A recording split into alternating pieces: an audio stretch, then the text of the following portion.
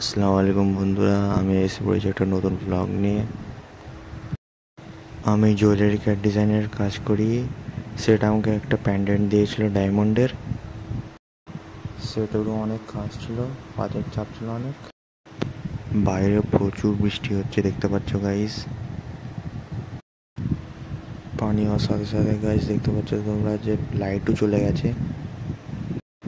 আর দেখতে পাচ্ছ বন্ধুরা, প্রচুর বৃষ্টি হচ্ছে, প্রচুর স্পিডে, প্রচুর হ্যাপি হয়ে গেছি গাইস লাইট আসা যাওয়ার কারণে। পানি থেমে গেছে বন্ধুরা, জাস্ট ভিউটা দেখো, জাস্ট আকাশটা দেখো বন্ধুরা, কত সুন্দর দেখাচ্ছে।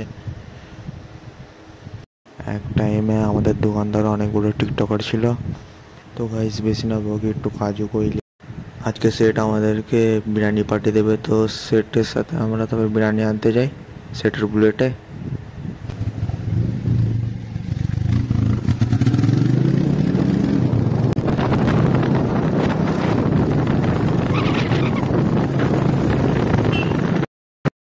এটা হলো গাইস আমাদের মশার বাজার। আজকে পান্ডার সাথে সাথে প্রচুর ঠান্ডা উড়ে গেছিলো।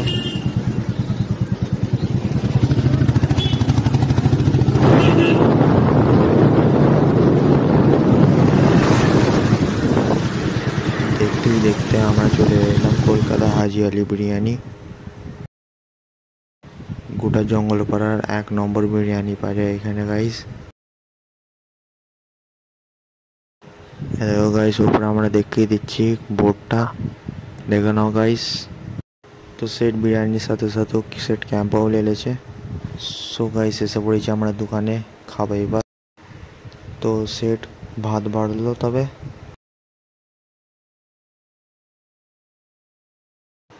ভাত খাওয়ার পর একটু কাজু করলি। তো রাতে 8টা বেজে গেছিলো, তো দোকান বন্ধ হয়ে যায়। তো এখন সেটের সাথে যাবো আমরা এখন বাঁধপুরের ফোর্সেদের কাছে, যেখানে মারাত্মক চা পাওয়া যায়। কিন্তু আমরা খেতে যাবো ডিম সেদ্ধ। তো আমরা রওনা নিয়ে নিলাম ফোর্সেদের লেগে।